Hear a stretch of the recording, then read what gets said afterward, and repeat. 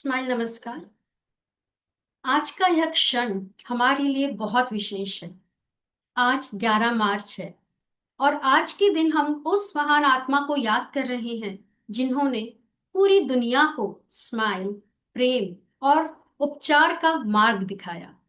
आज 11 मार्च प्रोफेसर पाल जेवो की पावन जन्म जयंती है और संयोग देखिए कि आज ही के दिन हम इनर स्माइल टॉक शो का ये एपिसोड रिकॉर्ड कर रहे हैं। इसलिए सबसे पहले हम सब मिलकर अपने परम गुरु प्रोफेसर पाल जेवो के प्रति कृतज्ञता व्यक्त करेंगे। हम दीप प्रज्वलन करेंगे उनके चित्र के समक्ष। तो आइए हम सब इसको प्रज्वलित करते हैं।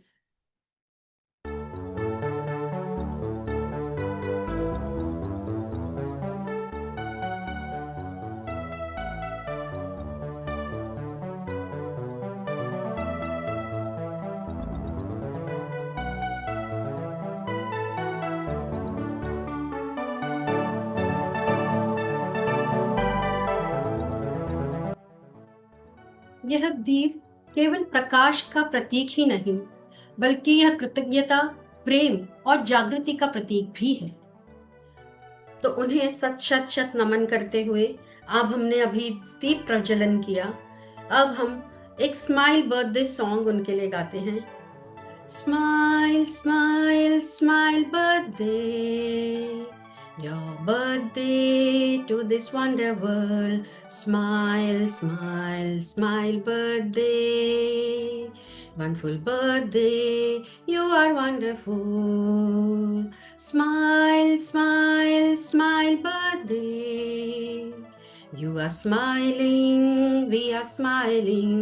Smile, smile, smile birthday.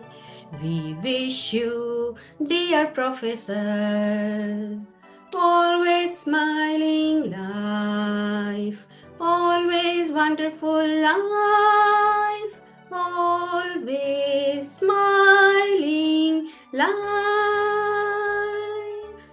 क्योंकि प्रोफेसर हमारी लाइफ में हमारे लिए आज भी हमारे साथ ही है। जो ये दीप प्रज्वलन किया है हमने, ये एक प्रेम और जागृति का प्रतीक है हम सब के लिए।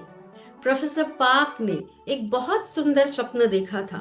उन्होंने एक ऐसी दुनिया की कल्पना की जहां जहां पे सिर्फ स्माइल ही स्माइल हो, यानी कि स्माइल सिविलाइजेशन हो, कोई सफरिंग के साथ ना हो, और जहां मनुष्य केवल भौतिक प्रगति ही नहीं करता बल्कि प्रेम, करुणा और सामंजस्यता के साथ जीता भी है। तो आज की दुनिया में जब हम संघर्ष, विभाजन और तनाव देख रहे हैं, तो शायद पहले से अधिक आवश्यक है कि हम अपने भीतर कृतज्ञता, करुणा और एक इनर स्माइल को जागृत करें। क्योंकि सच्ची विश्व शांति किसी समझौते से नहीं आती, वो शुरू होती है मनुष्य के हृदय से, सेल्फ से। और जब हृदय में अगर स्माइल हो, मुस्कान हो, तो वही स्माइल धीरे धीरे पूरे संसार को छू जाती है। इस भावना के साथ आज एक और बात मैं आपके साथ साझा करना चाहती हूँ, और इसी भावना के साथ हम एक प्रार्थना भी करना चाहते हैं। हमारे परम गुरु प्रोफेसर पाल जीवो के आशीर्वाद से स्माइल पीकॉक लैंड में स्थित जो सांची में है, उजी और ताइची टेम्पल में ऐसी पवित्र चेतना स्थापित की गई है कि संपूर्ण विश्व के लोग वहां आकर स्माइल मेडिटेशन कर सके। हम प्रार्थना करते हैं कि वहां से प्रेम, शांति और सामंजस्य की ऊर्जा पूरे विश्व में फैलती रहे और दुनिया के हर हर कोने में लोग आए, हर एक कोने से लोग आए, वहां बैठे और स्माइल ध्यान करें, स्माइल मेडिटेशन करें और मानवता के लिए प्रार्थना करें। तो आज का ये एपिसोड 11 मार्च प्रोफेसर पार्क जेवू की जन्म जयंती के दिन रिकॉर्ड किया जा रहा है, लेकिन जब ये एपिसोड आप तक पहुंचेगा तो वो दिन होगा 25 मार्च, और 25 मार्च वो दिन है जब हमारे परम गुरु प्रोफेसर पार्क जेवू की पुण्यतिथि है। तो इसीलिए ये एपिसोड सिर्फ हमारे लिए बातचीत नहीं है, ये एक श्रद्धांजलि भी है और कृतज्ञता भी है हमारे परम गुरु के लिए। तो चलिए संवाद की शुरुआत करें। आज मैं आपको मेरे साथ जो अतिथि है उनसे आपका परिचय करा दूं। मेरे साथ है स्माइलर वर्षा पेरके, वर्षा जी, स्माइल वेलकम। स्माइल नमस्ते।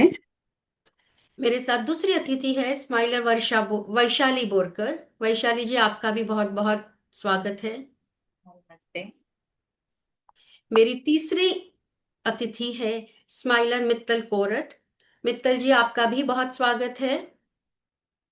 हाय हेलो फ्रेंड। मेरी चौथी अतिथि है smiler Pranalika Patel. Pranalika ji, welcome on this talk show. Smile thank you सभी को। Smile thank you. स्माइल नमन। मेरी पांचवी स्माइलर है, गेस्ट है मनप्रीत कौर। और मनप्रीत जी, आपका भी बहुत बहुत स्वागत है। Smile, hello everyone. और मैं स्माइलर मेघा देश पांडे त्रिपाठी। हम सभी ट्रायोजन स्माइल मुद्रा मेडिटेशन हीलर्स और सुजोग प्रैक्टिशनर्स के रूप में मानवता की सेवा में समर्पित है। तो चलिए सवालों का सिलसिला शुरू करें। तो सबसे पहले प्रणालिका जी, मैं आपसे सवाल पूछना चाहूंगी कि आपके लिए मानवता का अर्थ क्या है, और क्या वो बहुत, आपको लगता है कि ये बहुत महत्वपूर्ण है? थैंक यू मेघा जी, इस प्लेटफॉर्म पे इनवाइट करने के लिए। और मेरे जो गुरु है प्रोफेसर पार्क, जो मेरे टीचर है पंकज सर, और जो भी जितने भी टीचर रहे हैं, है ना, और उन्होंने जो भी आज तक मुझे दिया है, तो उन सभी के लिए ग्रेटिट्यूड। मानवता का यही अर्थ है कि मानव का जो शब्द है अपने आप में ही वो एक बहुवचन जो शब्द है मानवता, है ना, मानव प्लस ता, यानी कि एक जो काले माथे का इंसान है, जो सृष्टिकर्ता ने जो बनाया है इंसान को, तो हर इंसान को दो पैर, दो हाथ, एक सिर। तो ये कहीं ना कहीं वो दिखाता है कि समानता है, और उसके अंदर रही हुई जो ऊर्जा है, तो वो मानव इसलिए काम आए दुनिया में कि वो सबको समेटे, यानी कि सबको एक साथ लेके चले। उसमें वो द्वेष ना करे, किसी के सुख में सुखी होके चले, किसी के दुख में भी साथ देके चले। जब उसके अंदर मानवता जन्म ले लेती है, उसके गुण उसके अंदर खिल जाते हैं, तो वो कंधे से कंधा मिला के चलता है मानव के साथ, और जो सृष्टि है उसका भी तालमेल में वो सहकार देता है, यानी कि जो पंच तत्व है उसको भी वो केयर करता है, न कि उसको उजाड़ता है। तो ये मानव के अंदर गुण जब होते हैं, तो अपने आप वो हर तरह से समाज की भी केयर करता है, पंच तत्वों की भी केयर करता है। तो उसके अंदर दूसरे देश में रहा हुआ इंसान इंसान को क्या करता है, सपोर्ट करता है, न कि उसको दुश्मन समझता है। तो ये मेरे लिए एक मानवता का गुण है। जी, बहुत सुंदर विचार आपने साझा किया प्रणालिका जी। बिल्कुल, मानवता एक वो क्षमता है जो हमें दूसरों के स्थान पर खड़ा होकर सोचने की शक्ति देता है। और अगर हम एक तकनीक समाज को, जैसे हम तकनीक जो है, जो आज की टेक्नोलॉजी है, वो समाज को आधुनिक जरूर बना सकती है, लेकिन मानवता ही उसे मानवीय बनाती है। तो आज मानवता से ऊपर शायद कुछ भी नहीं है। बहुत सुंदर आपने विचार अपने साझा किए। वर्षा जी, मेरा दूसरा सवाल आपसे है, नैतिकता क्या है और हमारे जीवन में ये क्यों महत्वपूर्ण है? अ, नैतिकता हमें दूसरों की मदद करना सिखाती है। सही गलत की पहचान करना नैतिकता है। साथ ही हर सही गलत की पहचान के साथ सही निर्णय लेने में, नहीं, सही निर्णय लेना, यही नैतिकता है। दूसरों के साथ अच्छा व्यवहार करना, यही नैतिकता है। इस नैतिकता को समझाने के लिए मुझे दो पंक्तियां, जो मराठी गीत है उसकी याद आ रही है, तो मैं वो आपको सुनाना चाहूंगी। हीच अमुची प्रार्थना, हेच अमुचे मागणे, मानसाने मानसाशी मानसागत वागणे। हीच अमुची प्रार्थना, हेच अमुचे मागणे, हीच अमुची प्रार्थना, हेच अमुचे मागणे, मानसाने मानसाशी मानसा संग वागणे। यह गीत मुझे अंदर तक कहीं ना कहीं बहुत इसे सुनते ही मन में एक अच्छे विचार हमारे अंदर तैयार होते हैं। और इसका मीनिंग बहुत अच्छा है। इसका मीनिंग यही है कि हम भगवान से यही मांगते हैं, हमारी यही प्रार्थना होती है कि हम इंसान के साथ में इंसान के जैसा ही व्यवहार करें। मतलब दूसरे इंसान को इंसान समझ के ही उसके साथ व्यवहार करें, और वैसे ही जैसे हमें तकलीफ हो रही है उससे भी तकलीफ हो रही है, ये हमारे मन में वो भाव आना चाहिए। और सिर्फ इंसानों के साथ ही नहीं, बल्कि एनिमल्स है, प्लांट्स है, छोटे छोटे जो हमें जीव जंतु हमें दिखाई नहीं देते हैं, हर किसी के साथ हम उसी भाव के साथ, क्योंकि हम ये समझते हैं कण कण में ईश्वर का वास होता है। करेक्ट। तो हम जब हम में ईश्वर का वास समझते हैं, तो हम हर उस व्यक्ति में, हर उस जीव जंतु में, हर उस जीवित वस्तु में हमें ये समझना चाहिए कि उसमें भी उसी का वास है, और उस ऐसे ही हमें कार्य करना चाहिए। तो हमें वही अच्छे विचार, अच्छे हर दूसरों की मदद करना, दूसरों की समस्या को हम समझेंगे तभी हम दूसरों की मदद कर पाएंगे, और ये समझेंगे कि उसमें भी वही है, तो फिर हम उसे अच्छी तरह से मदद कर पाएंगे। तो यही नैतिकता है। जी, बहुत संतुलित और स्पष्ट दृष्टिकोण आपने साझा किया। बिल्कुल, जैसे अगर हम सब में उसका अंश अगर देखें तो हमें सब एक जैसे लगेंगे, और वो हम जब एक दूसरे, तो हम भी हमें भी वो वैसे ही लगेंगे जैसे हम हैं। और नैतिकता फिर वो हमें वो आंतरिक दिशा देती है जो हमें फिर कठिन परिस्थितियों में भी स्थिर भी रखती है, क्योंकि तब हम एक समझ जाते हैं कि हमारे लिए जो जरूरी है वो दूसरे के लिए भी जरूरी है। और हर पीढ़ी बदलती है, पीढ़ी दर पीढ़ी वो हर बदलती है, हर पीढ़ी के कुछ वैल्यूज बदलते हैं, लेकिन जो मूल्यों की आवश्यकता जो है, जो मेन वैल्यूज है जिसमें से एक मोरालिटी है, नैतिकता है, उसकी आवश्यकता नहीं बदलती। वही स्थिरता हमें संतुलित बनाती भी है। बहुत अच्छा आपने बोला। अ, वैशाली जी, आपको क्या लगता है, आपके हिसाब से निस्वार्थ प्रेम क्या है, और क्या बिना अपेक्षा के प्रेम संभव है?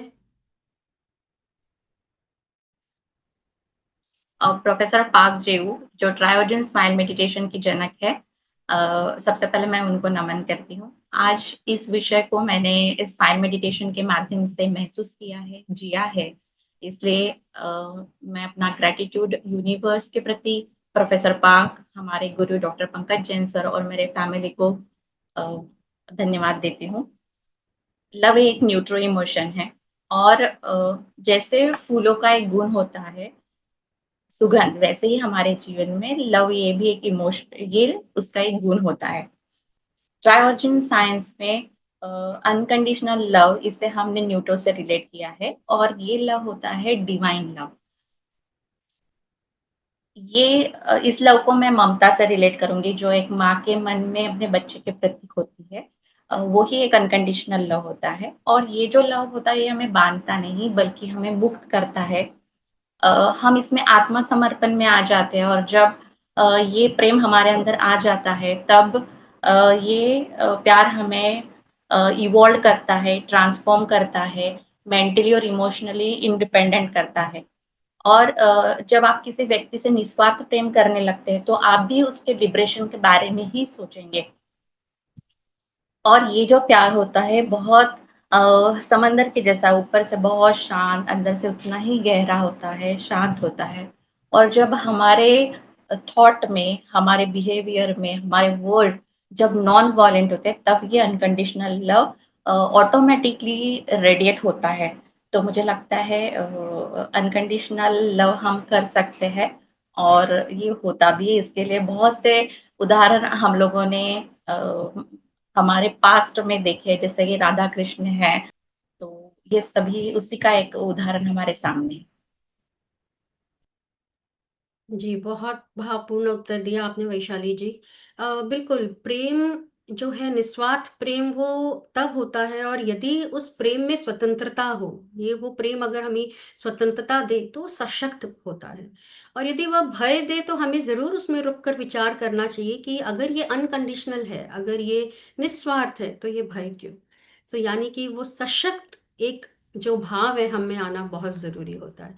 और मुझे लगता है कि निस्वार्थ प्रेम एक प्रक्रिया है, शायद हम पूर्ण रूप से अपेक्षा रहित ना हो पाए, लेकिन हम अपेक्षा को समझकर उसे कम जरूर कर सकते हैं, और धीरे धीरे वो फिर ऐसा बन जाता है कि जैसे राधा कृष्ण की बात हुई अगर, तो जैसे राधा भी कृष्ण है, कृष्ण भी, कृष्ण में भी राधा है, राधा में भी कृष्ण है, तो वैसा ही वो एक अनकंडीशनल लव बिल्कुल होता ही है, जो आप बिल्कुल उमड़ के आता है। बहुत बढ़िया आपने, वैशाली जी। मनप्रीत जी, आपसे मैं पूछना चाहूंगी, जब हम कहते हैं कि सभी में एक ही चेतना या आत्मा है, तो फिर समाज में ये असमानता क्यों है? मतलब क्यों दिखाई देती है ये हमें असमानता? आपका क्या इस पर विचार है? Smile gratitude, Megha ji, for having me here. Smile gratitude to Professor Park and Pankaj sir. कि स्माइल मेडिटेशन के इस राह पे चलते हुए हम हर रोज नई नई चीजों को अनुभव कर रहे हैं और जी रहे हैं। आपका सवाल है कि हम सब में एक चेतना है, तो फिर भी समाज में असमानता क्यों है? हम सब में एक ही सोल है, हम सब में वही बॉडी माइंड एंड लाइफ है, पर जो असमानता है वो माइंड और लाइफ लेवल पे है। इसका एक बहुत गहरा कारण ये है कि हम सब के जो बैकग्राउंड्स हैं वो डिफरेंट हैं। There is a difference in family background, बहुत सारे कल्चरल डिफरेंसेस हैं, बहुत सारे एनवायरमेंटल डिफरेंस हैं। जैसे एक बच्चा पैदा होता है तो उसकी एक प्योर सोल होती है, वो बच्चा एक क्लीन पेपर की तरह होता है। बट जैसे जैसे वो बड़ा होता है वो अपने घर में कुछ रूल्स एंड रेगुलेशंस देखता है, वो घर का एनवायरनमेंट देखता है, आसपास का एनवायरनमेंट देखता है, तो वो एक चीजों को समझने लगता है। उसको लगता है कि यही सत्य है, यही जो मेरे आसपास हो रहा है यही सच है। पर जैसे जैसे वो बड़ा होता है तो वो जानता है कि हाँ, अच्छे और बुरे में भी फर्क होता है, सही और गलत का ज्ञान भी उसे आता है। और जैसे ही हम अपनी स्पिरिचुअल लाइफ में आगे बढ़ते हैं, तब हम जानते हैं कि बहुत सारी चीजें तो हमारे लिए उधारी का ज्ञान, जो हम मानते आ रहे थे कि इसी तरह चलना चाहिए या इसी प्रकार होना चाहिए, पर जब हम स्पिरिचुअल लाइफ में अपग्रेड होते हैं तो जानते हैं कि नहीं, ये तो मैं गलत कर रही थी या गलत कर रहा था, इसको करने का एक बेहतर ढंग या बेहतर तरीका है। तो इनइक्वालिटी इसी कारण की वजह से, कि जो माइंड है और जो ईगो है, बहुत सारी चीजें वहीं आके अटक जाती हैं। तो इस वजह से हम समाज में इनइक्वालिटी देखते हैं, असमानता देखते हैं। जी, आपने इस विषय को बहुत सूक्ष्म और गहराई से समझाया। बिल्कुल, जब हम कहते हैं कि सभी में एक ही चेतना या आत्मा है, तो सत्य अस्तित्व के स्तर पर, यह सत्य अस्तित्व के स्तर पर है, परंतु आज का जो समाज है वो में जो, और वो जो उसमें जो असमानता दिखाई दे रही है हमें, वो अधिकतर मन और शरीर के लेवल के दृष्टि से अगर हम देखें तो वो वही उत्पन्न हो जाती है। तो तब हम तुलना, अहंकार और विभाजन की बात करते हैं। लेकिन यही विभाजन धीरे धीरे समाज में फिर वही भेदभाव, असमानता के रूप में जब दिखाई देने लगता है, तो वास्तव में आत्मा की चेतना और वो स्तर मुझे लगता है दिखाई ही नहीं देता, क्योंकि वो तब बिल्कुल, जैसे कहते हैं ना, बिल्कुल सुपरफिशियल लेवल पे चल रहा है, डीपर लेवल पे कहीं कुछ चल ही नहीं रहा। और जब हम आत्मा के इस स्त्रोत्र से जुड़ जाते हैं, तो ये सत्य का अनुभव होता है हमें अंदर से, और वो मनुष्य भीतर से भी जागरूक होता है। तो वाकई में सब अलग अलग रूपों में है, परंतु चेतना सब में एक ही है, उसी परमात्मा की। बहुत अच्छा आपने जवाब दिया। मित्तल जी, आपसे जानना चाहूंगी, क्या प्रेम, अब हम अभी तक प्रेम की बात हमने करी है, तो इसलिए मैं आगे पूछना चाहूंगी कि क्या प्रेम तब पूर्ण होता है जब उसमें मैं विलीन हो जाए? क्या ये मैं का विलीन होना बहुत जरूरी है? आ, आज प्रोफेसर का बर्थडे है, तो मैं डियर प्रोफेसर को स्माइल ग्रेटिट्यूड देना चाहूंगी, और आपका क्वेश्चन का आंसर मैं यही से शुरू करती हूँ। जैसे आपने कहा कि मैं विलीन हो जाने पर प्रेम परिपूर्ण होता है, तो ये मैं की बात हो रही है। ये वाला जो मैं है वो एक्सट्रीम जो मैं दिखाता है, एक अपने ही अस्तित्व को सबसे ऊपर हायर डायमेंशन पे रखता है, बाकी सब उसको उस लेवल से तुच्छ दिखते हैं। ये जो मैं है, इस मैं को विलीन होने की यहाँ बात हो रही है। जब ये मैं आपका विलीन हो जाता है, तब आप सारी जीव सृष्टि को अपने समभाव से देख पाते, अपने इक्वल लेवल पे उसको समझ पाते हैं, और ये मैं विलीन होता है, तब आप एक वननेस में जो प्रेम करुणा बरसाता है ईश्वर, उस फीलिंग में आप आते हो, और वहां से ये मैं विलीन होना शुरू हो जाता है, और ये प्रेम तब जाके एक हायर डायमेंशन पे परिपूर्ण होता है, उसके लेवल से आप इस सृष्टि को देखना शुरू करते हो, फिर ये मैं इसमें विलीन होने के बाद ये प्रेम इस तरीके से परिपूर्ण। Thank you. जी, बहुत चिंतनशील और गहरी बात आपने कही। आपने जो बोला वो बहुत एक स्पिरिचुअल लेवल की बात होगी, परंतु आज हम अगर आज का समाज देखें, जो आज के रिश्ते चल रहे हैं, उसमें भी वो मैं का अहंकार कम होना आवश्यक है। लेकिन मेरा ये मानना है कि मैं का अस्तित्व अगर पूरी तरह मिट जाए तो वो भी स्वस्थ नहीं है। एक स्वस्थ संबंध को बनाने के लिए, उस स्वस्थ संबंध में दो व्यक्तित्व साथ चलते हैं जब, तो एक दूसरों में खोते नहीं हैं, बल्कि वो एक दूसरों को सशक्त करते हैं। और जहाँ अहंकार कम हो वहाँ निकटता बढ़ती है, लेकिन जहाँ पहचान मिट जाए वहाँ असंतुलन भी आ सकता है। तो इसीलिए मैं का पूरा मिट जाना भी मेरे समझ से, शायद अगर हम एक भौतिक वर्ल्ड में जी रहे हैं और हम उसकी बात करें, तो मैं होना थोड़ा सा तो आवश्यक जरूर है। जी मित्तल जी, इसी पे मैं आपसे सवाल एक और पूछना चाहूंगी। कृतज्ञता का भाव हमारे जीवन को कैसे बदल सकता है? ग्रैटिट्यूड कैसे हमें, हमारा एक भाव अंदर से जीवन ही बदलते, ऐसा कैसे हो सकता है? जी बिल्कुल, एक ग्रेटिट्यूड एक भाव है जो प्रैक्टिस किया नहीं जाता, वो अपने आप शुरू हो जाता है, बट जब आप उस न्यूट्रो माइंड न्यूट्रो इमोशन के साथ आप जीवन जीते हो, हमारे लाइफ में एक मोड होता है, रिसीविंग का मोड होता है, और उस रिसीविंग के बाद हम वहाँ उस जो रिसीव हमने किया होता है, उस रिसीविंग को हम संभाल के यूज करते हैं, और उसके बाद एक पॉज आता है गिविंग का, फिर हम उस चेतना को किस तरीके से हम न्यूट्रलाइज होके गिव करते हैं, वो हमारे लिए बहुत बड़ा एक इम्पोर्टेंट काम होता है। और यहीं से हमारा ग्रेटिट्यूड, जब हम गिविंग करते हैं ना, तो हमने जो पाया है उस पे हम मंथन करते हैं, और उसके अंदर हमने क्या पाया और हम दूसरों को क्या दे सकते हैं, और वहां से हमें जो फीलिंग जो भावनाएं हमारे अंदर आना शुरू हो जाती है, वहीं से ये ग्रेटिट्यूड का जन्म होता है, और वहीं से हमारा जीवन बदलना शुरू हो जाता है कि हमने क्या पाया, और हम और बेटर करके दूसरों के लिए हम क्या सहाय रूप बन सकते, क्या दे सकते हैं। ये पूरी प्रोसेस जो है वो एक ग्रेटिट्यूड एक शब्द के अंदर आती है, और ये अपने आप बहने वाला भाव है, एक झरना है, एक बस अनकंडीशनल जो बहता जाता है, बट उसके लिए आप उस स्टेट में होना जरूरी है, फील होना जरूरी है, तब जाके ग्रेटिट्यूड आपके अंदर जब भाव आता भी है तो उसको समझ में आना भी जरूरी है। इस ग्रेटिट्यूड से हम इस तरीके से अपने जीवन में बदलाव अपने आप आना शुरू हो जाता है, इवन आपके आसपास जो लोग भी रहते हैं उसमें भी आप बदलाव ला सकते हैं इस ग्रेटिट्यूड की जर्नी से। ये बदलाव हम अपने अंदर भी ला सकते हैं, दूसरों के अंदर भी ला सकते हैं इस ग्रेटिट्यूड शब्द के तहत। Thank you.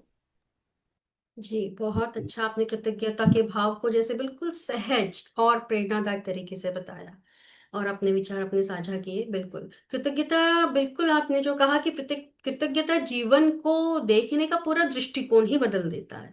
जब हम कृतज्ञ होते हैं तो हम ये नहीं देखते कि हमारे पास क्या नहीं है, परंतु हमें वो दिखाई देता है कि हमारे पास क्या है, और ऐसा लगता है कि हमें तो बहुत कुछ मिल गया। और धीरे धीरे शिकायत की जगह स्वीकार और संतोष ही जन्म लेता है, और हम उसमें जब जीते हैं तो जीवन का अनुभव वाकई में, जैसे कहते हैं ना, स्माइलिंग हो जाता है। और जो आपने बात कही कि कृतज्ञता हमें महसूस कराती है कि हम इस समय अकेले नहीं हैं, परंतु किसी ना किसी रूप में हमारे साथ प्रकृति, लोग, और ये हमें एक स्मरण कराता है कि आप यहाँ अकेले नहीं हो, परंतु सब है कहीं भी कठिनाई में आपका हाथ पकड़ने के लिए। तो कृतज्ञता जब आती है तो हम हमेशा सहायता के लिए भी हमेशा तैयार रहते हैं, अपनी भी दूसरों की भी। बहुत अच्छे तरीके से आपने बताया। वर्षा जी, आपसे पूछना चाहूंगी मैं, नैतिक मूल्य हमारे निर्णयों को कैसे बदलते हैं, कैसे प्रभावित करते हैं? How do moral values influence our decisions? जी, नैतिक मूल्य, आपका प्रश्न है नैतिक मूल्य हमारे निर्णय को कैसे प्रभावित करते हैं।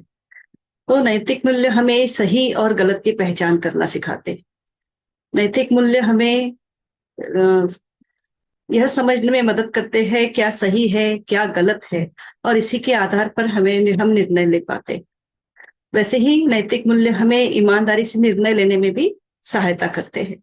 जैसे किसी का नैतिक मूल्य है कि ईमानदारी से काम करना, तो वह किसी भी स्थिति में किसी के साथ झूठ बोल के या धोखा देके उससे कहीं भी यह फैसला नहीं करेगा कि उसे झूठ बोलना है या किसी को धोखा देना है।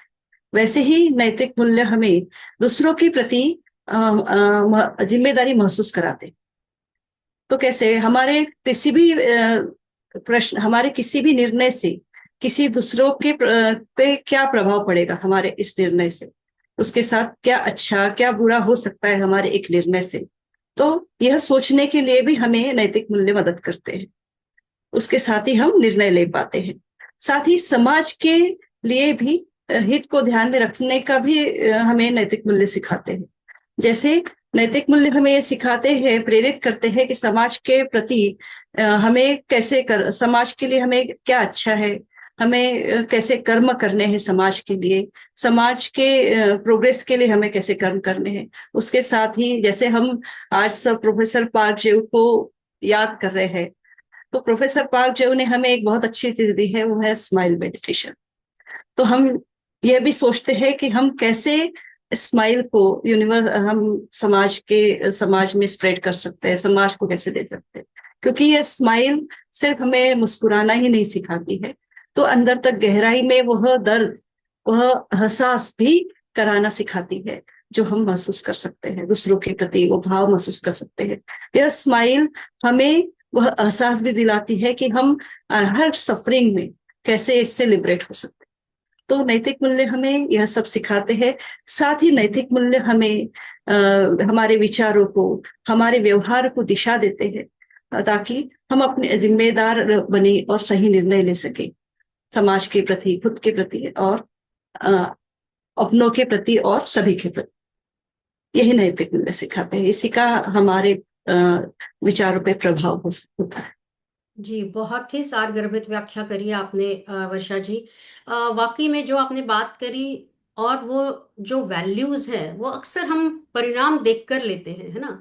लेकिन अक्सर जब भी हम चाहते हैं कि परिणाम क्या होगा उसका, परंतु उस परिणाम में दीर्घकाल में वही निर्णय टिकते हैं जो कि नैतिकता पर हो, जो कि उन मूल्यों पर आधारित हो।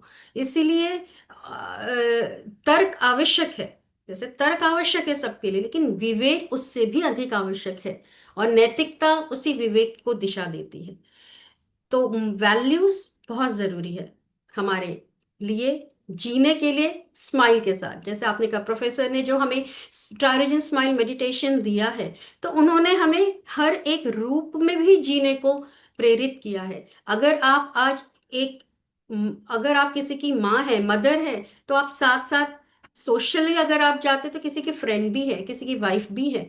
तो हर एक रोल कैसे निभाना है उस नैतिकता के साथ, वो भी हमें आदर्श प्रोफेसर ने दिया ही है। और स्माइल मेडिटेशन को जो उन्होंने इतना अच्छा बताया है, उसको हमें डॉक्टर पंकज जैन जो हमारे गुरु है, उन्होंने हमें इतना अच्छी तरीके से समझाया है कि वाकई में वो हमारे लिए भी बहुत सहायता देता है आज का जीवन निर्वाह करने के लिए। बहुत बहुत धन्यवाद आपका, बहुत अच्छी बात करी वर्षा जी आपने। वैशाली जी, आपसे पूछना चाहूंगी, मैत्री क्या है और सच्चा मित्र कैसे पहचाने? और शायद आज के काल में ये सच्चा मित्र पहचानना भी बहुत जरूरी हो गया है, क्योंकि शायद सच्चे मित्र मिलते ही नहीं है। मेघा जी, ये क्वेश्चन बहुत अच्छा है। मैत्री का उद्देश्य यही होता है कि आपके मन के अंदर का क्रोध शांत करना और दूसरों को सुख प्रदान करना, और सभी के प्रति निस्वार्थ प्रेम, दया, सद्भावना और उनके मंगल कामना करना होता है। तो बुद्धा की एक स्टोरी है, जब वो मैत्री के बारे में अपने शिष्यों को बता रहे थे, तो वो एक बार क्वेश्चन करते हैं उन्हें कि क्या अगर कोई मनुष्य धरती पे कुआं खोदना चाहे तो क्या धरती को बुरा लगता है? तो शिष्य कहते हैं नहीं।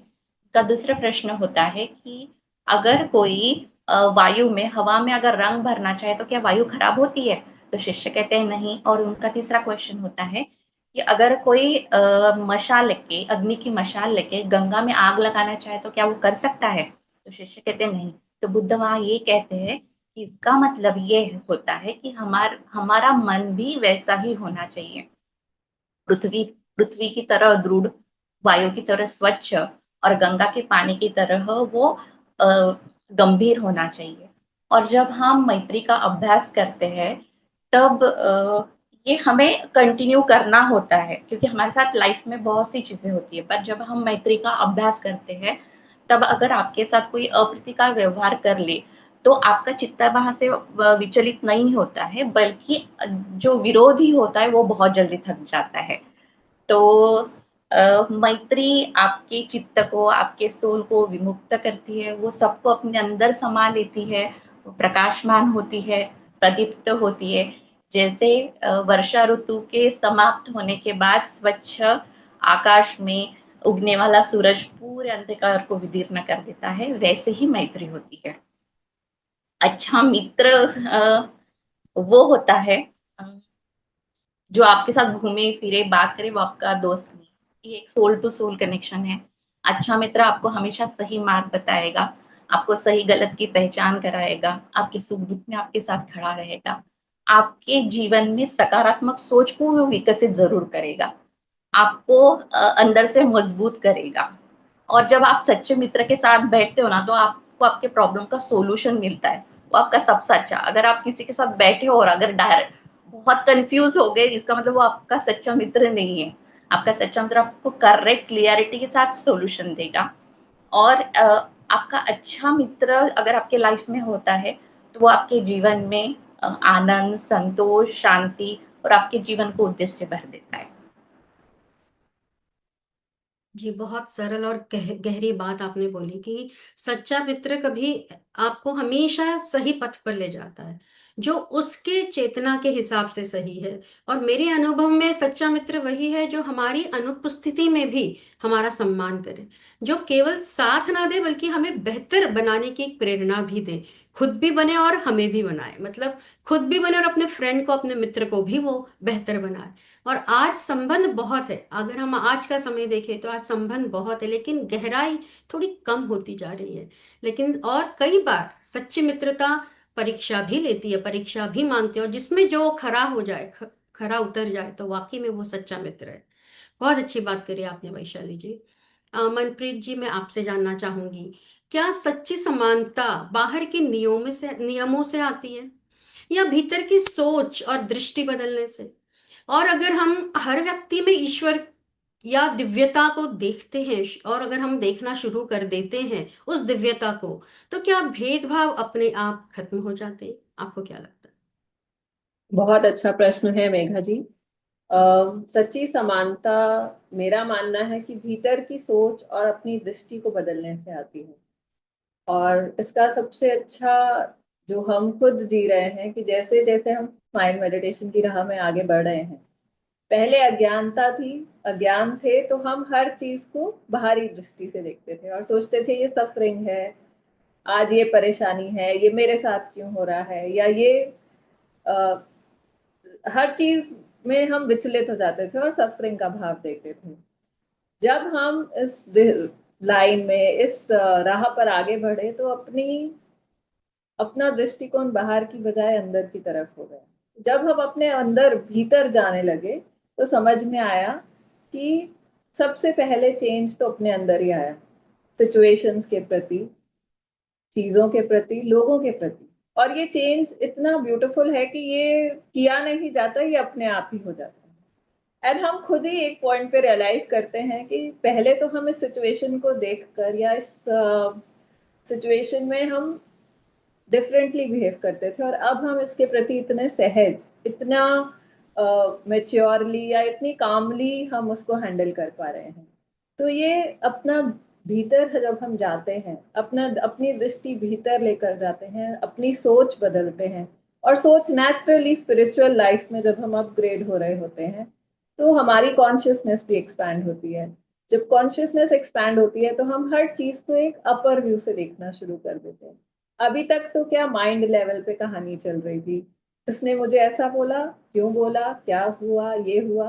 तो उसके कहीं ऊपर चले जाते हैं हम, और हर चीज को एक ऊपर की दृष्टि से जब हम देखना शुरू कर देते हैं तो समझ में आता है कि हम हर चीज को 360 डिग्री व्यू से देखते हैं, हर किसी का पर्सपेक्टिव समझते हैं, हर किसी की सिचुएशन और बिहेवियर को समझने लगते हैं, और जानते हैं कि अंदर से तो हम सब स्माइलिंग हैं, पर डिफरेंस तो सिर्फ माइंड और ईगो के लेवल पर ही।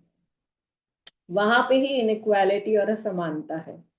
तो बहुत ब्यूटीफुल है कि जैसे जैसे हम अपने प्रैक्टिसेस में अपग्रेड होते जाएंगे, हमारी कॉन्शियसनेस बढ़ती जाएगी, दृष्टिकोण अंदर की तरफ जाएगा, तो समानता अपने आप आ जाएगी। और जब हम हर व्यक्ति में ईश्वर की दिव्यता को देखना शुरू कर देते हैं ना, तो भेदभाव धीरे धीरे अपने आप ही कम होने लग जाते हैं। पर सबसे पहली शुरुआत अपने आप से, मैं यही कहना चाहूँ। Thank ji, you. बहुत स्पष्ट और सुंदर व्याख्या करी है आपने। वाकई में जैसे हमने कहा कि ऊपर के लेवल पे जब हम देखते हैं सबको, तो हमें सब एक जैसे दिखते हैं। तो वाकई में वो ऊपर का लेवल यानी कि उस आत्मा के लेवल पे जब हम पहचानते हैं सबको, तो अंदर एक भीतर एक हमारे अंदर एक जागृति जगती है जो हमें समझाती है कि हर मनुष्य में वही दिव्यता है, वही आत्मा उपस्थित है। तब दूसरों को छोटा या बड़ा देखने की प्रवृत्ति जो होती भी होगी अगर, तो वो स्वतः कम हो जाती है। ये भी मेरा मानना है। और जब दृष्टि ही बदल जाए तो व्यवहार भी बदलता ही है। क्योंकि और इसीलिए कहा जाता है ना कि बाहरी नियम समानता की रक्षा कर सकते हैं, पर सच्ची समानता का जन्म भीतर की जागरूकता से ही होता है। और जब तक भीतर से जागरूक ना हो, तब तक वो ईश्वर का अंश भी नहीं दिखेगा, ना हम में, ना अपने आप में, ना दूसरों में। और धीरे धीरे फिर जब हम और दिव्य उस दृष्टि से देखने लगते, तो हमें लगता है कि हम सब और ऊपर से सबको जब देख रहे हैं, उस सोल लेवल पे देख रहे हैं, तो हमारे लिए सब कुछ मैं ही हूँ, जैसे मैं ही सब जगह हूँ और सब जगह एक समानता है। तो बहुत अच्छी बात आपने कही। और जैसे जैसे धीरे फिर ये करुणा और मैत्री अपने आप इसी में से जन्म भी लेने लगती है। प्रणालिका जी, अब आपसे कुछ सवाल। युवा, जो आज का युवा है, तो युवा समाज में मानवता को कैसे बढ़ावा दे सकता है? कुछ जवाब इस प्रकार दीजिएगा जो आज का युवा भी जब सुने तो उसे भी लगे, वो भी मंथन करे। आज का जो युवा है उसको सबसे पहले अपने भीतर पहले मानवता के गुण जो है वो अपने अंदर खिलाने चाहिए, खिलने चाहिए अपने आप। जैसे कि अभी हमारे पूरे जो गेस्ट है उन्होंने अपने आप 1 बाय 1 जो आंसर दिए हैं उसी में ये गूंथा हुआ है ये आंसर भी। जैसे सबसे पहले हमने देखा एक ह्यूमैनिटी का जो एक है वो अपने अंदर होना चाहिए, स्वार्थ को हटा के वो निस्वार्थता से अपने समाज को देखे, अपने को देखे और अपने परिवार को देखे। सेकंड हमने देखा अनकंडीशनल लव उसके अंदर पनपने लगे, उसकी बुद्धि में जन्म ले। थर्ड हमने देखा मैत्री, करुणा, इस तरह से समानता। तो ये जो सारे गुण है जब एक युवा के अंदर मानवता के गुण अपने आप जब खिलने लगेंगे, उसके बाद जब वो समाज में जाएगा तो संभव ही नहीं है कि वो पीछे हटे। उससे जो भी कार्य होगा वो अपने आप में एक न्यूट्रल होगा और समाज को कहीं ना कहीं आगे लेके जाएगा। और कहीं ना कहीं उससे जो भी कर्म होगा वो अच्छे कर्म ही भी होंगे और वो अपने को खुद को भी सही रास्ते पे लेके जाएगा, अपने परिवार को भी सही रास्ते पे लेके जाएगा, साथ साथ में उस समाज को भी अच्छे से एक बड़े प्लेटफॉर्म पे समानता के लेवल पे वो देख पाएगा और वो लीड भी कर पाएगा।